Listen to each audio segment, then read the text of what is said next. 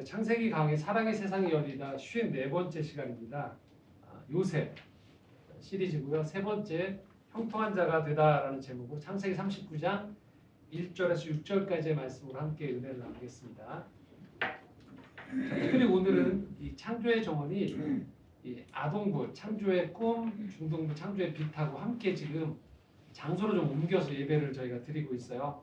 오늘 필름 포럼 전체 대관이 좀 있어서 행사가 있어서 저희가 창조의 정원이 좀 장소로 옮겨서 예배 드리고 예배 후에 우리가 미리 광고해 드린 대로 인왕산에 가서 오늘 산책을 하기로 저희가 했습니다. 그래서 좀 다른 주일보다 예배 전체적으로 좀 시간이 줄어들고 설교 시간 나와 좀 짧지 않을까 싶습니다. 또 그래도 이 가운데 하나님 주신 은혜가 있지 않을까라는 기대를 가지면서 함께 말씀을 나누도록 하겠습니다. 자, 우리가 살면서요 어쩔 수 없이 만나는 사람들이 있어요. 내가 만나고 싶은 사람 말고 어쩔 수 없이 만나는 사람들이 있는데 가급적이면 만나고 싶지 않은 부류의 사람들이 있죠? 있을 겁니다. 네. 그 중에 한 부류를 좀 이런 부류가 좀 있죠. 오늘 아동부랑 함께 예배드려서 딱 하나 배려가 이 사진이었어요. 아동부요. 잘난 척하는 사람들 우리가 좀 부담스러워요. 살아가면서 만나면서 잘난 척하는 사람들. 왜 잘난 척하는 사람들을 만나면 우리가 별로라고 느낄까요? 분명히 그 사람이 잘난 척을 한다는 건 잘한 게 있는 거고 뭔가 능력이 있으니까 잘난 척을 하는 거잖아요. 그런데 왜 우리는 잘난 척하는 사람 옆에 있으면 좀 부담스럽거나 그 사람의 잘난 척이 좀 내심 못마땅해지는 이유가 왜 그럴까요? 그것은요, 이 잘난 척을 하는 사람의 함정이 뭐냐면 어떤 한 사람이 성공을 하잖아요. 그러면 이 사람이 성공의 이 과정에서부터 결과가 혼자의 노력으로 이루어졌다라고 착각하기 때문에 그래요. 그래서 이 잘난 척을 하는 부분들을 보면 본질에서 어긋나 있는 면들이 있는 거예요. 우리가 살면서 한 사람이 성공을 한다, 일이 잘 되어진다라고 한다는 것은요, 주변 사람들의 지원이나 협조 없이는 절대 불가능해요. 한 사람이 성공을 하는 데 있어서. 두 번째는요, 시대나 환경에 영향이 있어요. 잘 만나야 되는 거예요. 그래서 성공한 사람들은 대부분 겸손하면서도 아주 실제적으로 그 사람들이 쓰는 표현 중에 하나가 뭐냐면 운이 좋았다라는 표현을 써요. 뭐 예를 들면 지금 유튜브로 유명해진 사람들, 또 스포츠로 유명해진 사람들, 뭐 여러 사람들 있잖아요. 인생에서 시대를 잘 만난 것들이 있어요. 분명하게. 그리고 그 단순히 시대를 넘어서서의 어떤 그 안에서의 조류들이 딱 맞아 떨어질 때 그 사람이 큰 성공을 거두게 되죠. 그리고 또 하나는요, 이 지금의 성공한 그 자리들, 이 형통이 계속 이어지리라는 보장이 없다는 거예요. 그러니까 성공이 영원할 수 없어요. 그래서 우리가 이런 겁니다. 일이 잘 될수록 겸손해야 돼요. 물론 이건 있어요. 열심히 일해서 결실을 본 수고한 나에 대한 격려가 필요해요.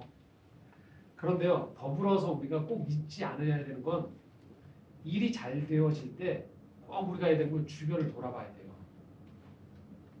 내가 지금 이 형통함에 있어서 주변 사람들의 도움이 있었다라는 것을 절대 잊으면 안 된다는 거예요. 그러다 보면 잘난 척을 하기보다는 사실 주변에 감사하고 그 행복에 대한 파일을 나누게 되어지는 게 사실 정상적인 반응인 거예요.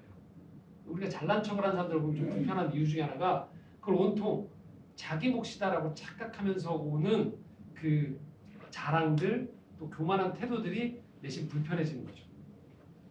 자, 오늘요 요셉을 보게 됩니다. 잘 나가게 됐어요. 형통하게 됐어요. 이 성경에 그 표현이 나와요. 형통하게 됐다라고. 그런데 이 성경에 쓰이는 오늘 본문에 보면요, 요셉이 잘 됐는데, 형통했는데 잘난 척할 요소들을 다 잘라버렸어요. 성경에서. 자, 요셉이 어떻게 잘 됐습니까? 지난주에 요셉이 형들의 미움을 받아서 죽을 위기에 처했죠. 죽었어요, 사실은. 구덩이에 집어넣은 거니까 물도 안 주고. 그랬다가 형제들 중에 일부의 의견에 따라서 죽이진 않고 애굽의 노예로 팔아버렸습니다. 사실 요셉 입장에서는 죽은 거나 다름없다고 지난주에 말씀드렸죠. 그런데 인생의 역전이 일어나요. 팔려간 집이 당대의 최고 권력을 가진 바로의 친위대장, 오늘날로 지금 경호대장이에요. 이 사람 집에 노예로 들어가게 되는 거예요. 신하로 들어가게 되는 거예요. 자, 노예로 살면서 비참하게 살았느냐? 그렇지 않았어요. 도리어 그 집의 모든 경제적인 관리를 맡게 되는 신뢰를 얻게 되는 거예요. 이게 어느 정도 차이가 나냐면요. 가나안 땅에서 살 때는 그냥 아버지의 편애를 받는 정도였어요. 요셉은. 그리고 위에 형들에게는 이 미움을 받은 거죠. 형들 챙기러 이 100km도 넘는 거리를 걸어가고 있었어요. 그런 아우였어요. 지금의 요셉의 상황은 어떠하냐? 당대 최고의 권력인 최측근의 집에 들어갔고요. 여기에서 관리인이 된 거예요. 그러니까 가나안에서는 아버지의 편애를 받던 정도의 사람. 그 사람이 지금 애굽에 들어와서 당대 최고의 권력의 최측근의 집에 들어가서 관리인이 되는 거예요. 자, 그렇다면 성경은 마땅히 이 요셉에게 있어서요. 그가 그 집에 들어가서 얼마나 성실했는지 부지런했는지를 드러내줘야 돼요. 그렇지 않겠습니까? 그냥 갔는데 그냥 애굽에서 그 가나안에서 팔려온 노예가 있는데 그냥 노예 보고서 그냥 관리인으로 채용했을까? 그렇지 않겠죠. 그 집안에 있었던 애굽의 어떤 노예들이나 신하들보다 부지런했을 거예요. 그리고 주인에게 보디발에게 굉장히 신뢰감을 얻을 만한 언행이나 행동들이 표정들이 있었을 거란 말이에요. 그런데요. 성경에 이 부분들이 다 빠져 있어요. 이건 의도적인 거예요. 다 빼놨어요. 그리고 요셉 스스로가 지금의 이 형통함이 혼자 만들어낸 것이 아니라는 것들을 보여주는 장면들이 나옵니다. 자, 1절에서 3절 한번 읽겠습니다. 함께 읽겠습니다. 요셉이 이끌려 애굽에 내려가되 바로의 신랑 친위대장 애굽 사람 보디발이 그를 그리고 데려간 이스마엘 사람의 손에서 요셉을 샀느라 여호와께서 요셉과 함께 하시고 그가 형통한 자가 되어 그의 주인 애굽 사람의 집에 있으니 그의 주인이 여호와께서 그와 함께 하심을 보며 또 여호와께서 그의 법사에 형통하게 하심을 보았더라. 아멘. 자, 1절을 보면요. 이렇게 표현되어 있어요. 친위대장, 경호대장이 그 요셉을 샀다고 표현됐어요. 그러니까 요셉은 뭐예요? 그 집에 그냥 저 사람의 선택을 받아 들어간 거죠. 자, 2절 볼까요? 이렇게 되어 있습니다. 여호와께서 요셉과 함께 하심으로 그가 형통한 자가 됐다고 표현하고 있어요. 3절에 보면 범사에 그러니까 모든 일에 형통하게 하심이라고 표현됐어요. 여호와께서 그를 범사에 형통하게 하셨다라고 표현됐어요. 분명히 요셉은 노력을 했겠죠. 근데 안 나와요, 이 표현이. 이건 의도적인 거예요. 의도적으로 지금 요셉이 이 보디발의 집에서 형통하고 잘 되어지고 있다라는 것들에 대한 원인이 요셉에게 있지 않다라는 걸 얘기하는 거예요. 자, 4절에서 6절 한번 보겠습니다. 요셉이 같이 읽겠습니다. 요셉이 그 주인에게 은혜를 입어 섬기되 그가 요셉을 가정 총으로 삼고 자기의 소유를 다 그의 손에 위탁하니 그가 요셉에게 자기의 집과 그의 모든 소유물을 주관하게 한 때부터 여호와께서 요셉을 위하여 그 애굽 사람의 집에 복을 내리심으로 여호와의 복이 그의 집과 밭에 있는 모든 소유에 미친지라. 주인이 그의 소유를 다 요셉의 손에 위탁하고 자기가 먹는 음식 외에는 간섭하지 아니하였더라. 요셉은 용모가 빼어나고 아름다웠더라. 자, 4절에 뭐라고 나옵니까? 주인에게 은혜를 입어. 5절은요. 여호와께서 요셉을 위해 애굽 사람의 집에 복을 내리셨다. 6절은요. 6절에 뭐가 있을까요? 빨간색으로 제가 표기해놨죠? 뭐라 나오죠? 요셉은 용모가 빼어나고 아름다웠다. 네, 아름다웠다고. 자, 6절 여러분 의문스럽습니까? 외모를 여러분들이 챙기셨나요? 물려받은 거죠. 그렇죠? 자기 게 아니에요. 용모가 빼어나고 아름답다고 표현하는데 이것조차도 요셉 게 아니에요. 물려받은 거예요. 그러니까요. 요셉의 이 형통함에 대해서 성경에 지금 하고 싶은 얘기가 있는 거예요. 뭘까요? 이 요셉의 형통함, 잘 되어짐은 단순히 개인의 성공이나 출세가 아니란 얘기예요. 그렇다면 뭘까요? 이 본문에서 드러내고 싶은 이 하나님의 뜻이 있는 거예요. 그것은요. 요셉의 인생의 과거와 현재와 미래에 있어서 하나님이 일하신다는 걸 보여주고 싶은 거예요. 하나님이 간섭하신다는 걸 보여주고 싶은 거예요. 하나님이 함께 하신다는 걸 보여주고 싶은 거예요. 이런 겁니다. 첫 번째, 요셉의 과거. 하나님이요. 요셉의 과거를 위로하시는 거예요. 팔려갔잖아요. 사실 형들한테 엄청나게 형들이 자기를 죽이려고 했던 그 눈빛을 봤을 거 아니에요. 구덩이에 처박혔을 때 그 죽음의 위협을 느꼈을 거죠. 그리고 형들이 꺼내서 자기를 은 20에 팔아먹는 그 현장이 요셉한테 엄청나게 트라우마가 됐을 거란 말이에요. 한마디로 말하면 요셉은 인생의 실패자가 된 거예요. 근데 지금 요셉이 지금 일이 잘 풀려지고 있어요. 어떻게 될까요? 과거가 위로가 되는 거예요. 이 고생이 위로가 좀 돼요. 인생에서 살아가는 가운데 있어서요.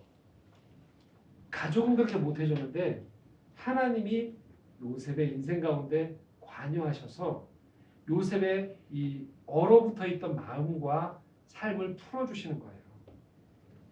우리도 그런 거예요. 지금 여러분은 살아가시면서 어떤 잘 되는 일들이 있을 수 있죠? 살면서. 사람들이 나한테 호의를 줄 때가 있어요. 그럴 때 여러분 가만히 한번 생각해 보십시오. 하나님이 여러분을 위로하시는 거예요. 그동안 고생했던 것들. 누구도 알아주지 않았지만 고군분투하면서 미래를 향해서 시간을 아끼고 재정을 아끼고 땀을 흘렸던 것들. 때로는 남들 보기에 어떻게 저런 가정에서 태어났나 싶을 정도의 열악한 환경 속에서 살았던 사람들도 있을 수 있어요. 하나님이 지켜보시는 거예요.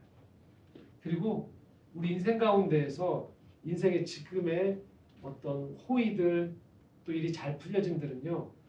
하나님이 우리 지나온 과거 속에서 이것들을 보시면서 우리를 위로하시는 것들이 있어요. 그러므로 여러분 인생 살아가시면서 잘 될 때 그냥 어쩌다 잘 됐다가라고만 보시지 말라는 거예요.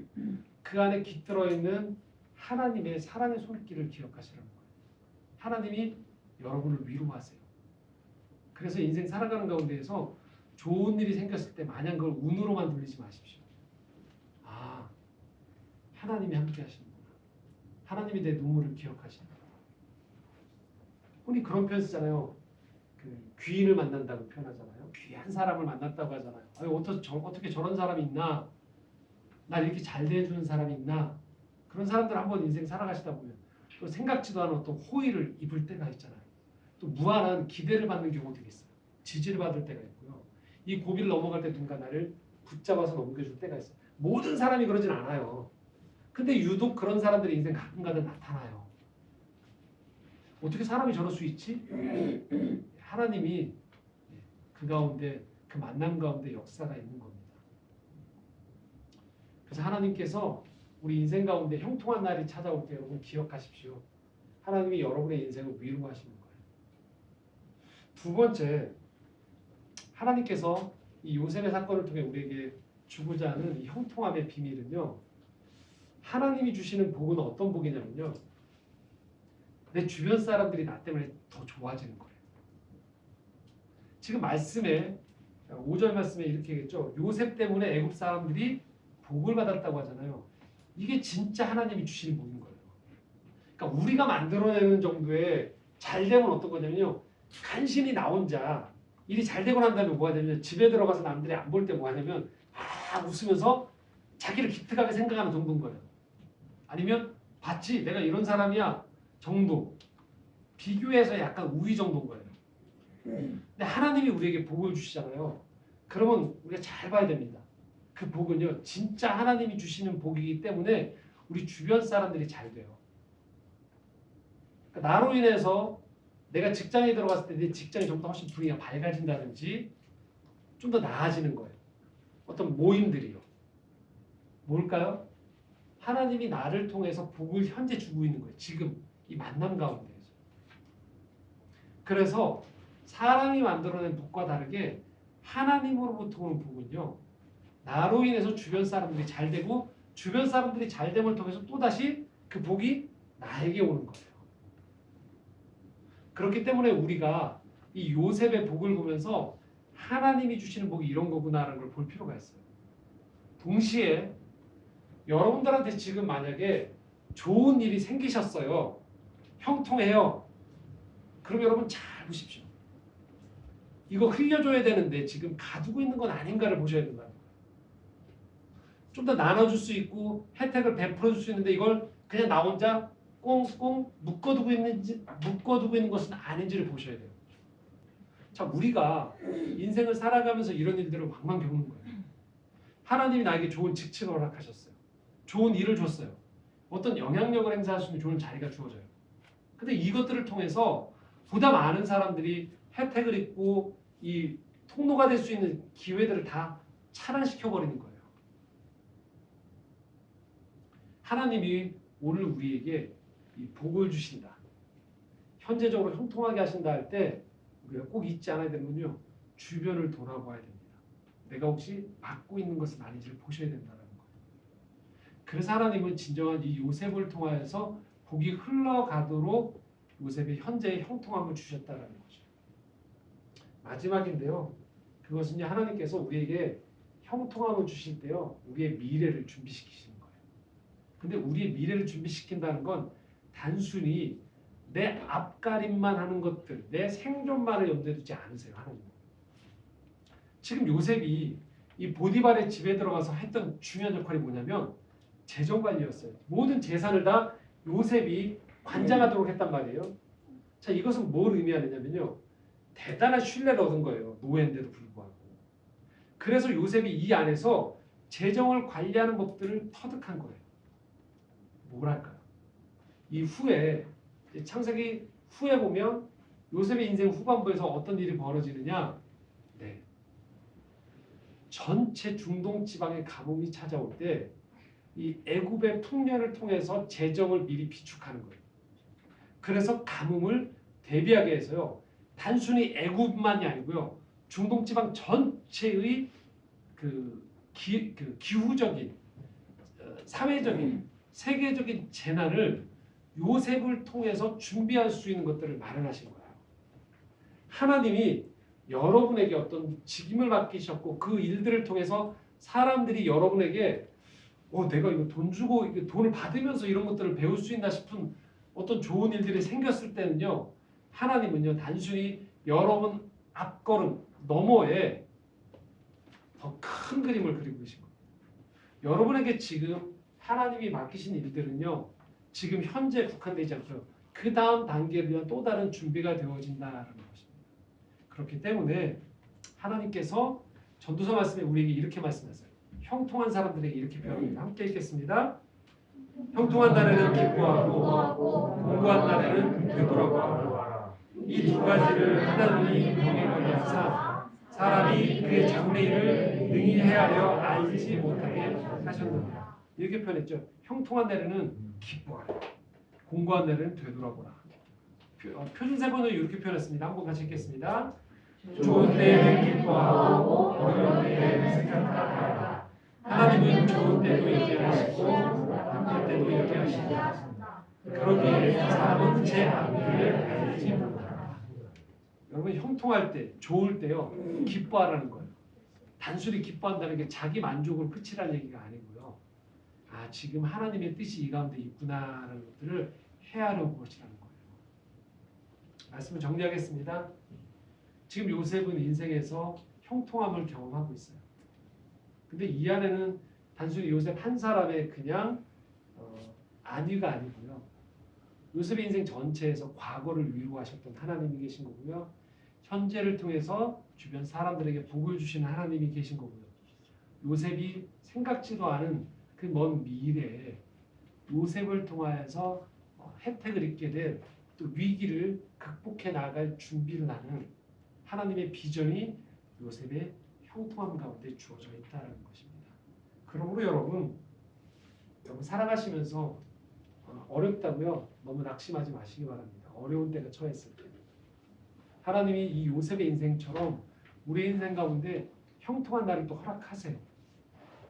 그리고 형통한 날이 되었을 때는요, 그 하나님의 위로하심을 여러분들 기억하시고요, 내 수고와 고초를 기억하신 하나님을 여러분 떠올리시고요, 더불어 지금 여러분들이 누리시는 형통함을 나눠주는 것들 잊지 마시기 바랍니다. 끝으로 하나님은 여러분을 통하여서 또 다른 미래를 준비하고 계시다라는 거예요. 지금이 전부가 아닙니다. 그러므로 겸손과 감사함 속에 우리 인생의 날들을 기억하시고 잘 갖고 나아가는 모든 창조의 정원 예배자들이 되셨으면 좋겠습니다. 함께 기도드리겠습니다. 하나님 아버지, 오늘 요셉의 인생에 있어서 형통함, 인생이 잘 풀려짐을 봅니다. 그런데 이 잘 풀려짐이 단순히 한 개인의 안위만이 아닌 하나님의 보다 큰 계획이 있음을 봅니다. 요셉의 죽을 것 같았던 과거를 위로하신 하나님, 또 지금 요셉을 통하여서 요셉뿐만이 아닌 주변 사람들에게 복을 주기 원하시는 하나님, 더불어 요셉이 알지 못하는 그 미래의 그때 준비시키시는 그 하나님의 섭리가 형통함이라는 것들 안에 깃들어 있음을 보게 되어집니다.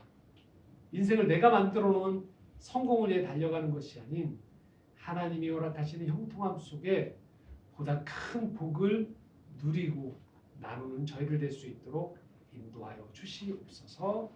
예수님의 이름으로 기도드리옵나이다. 네.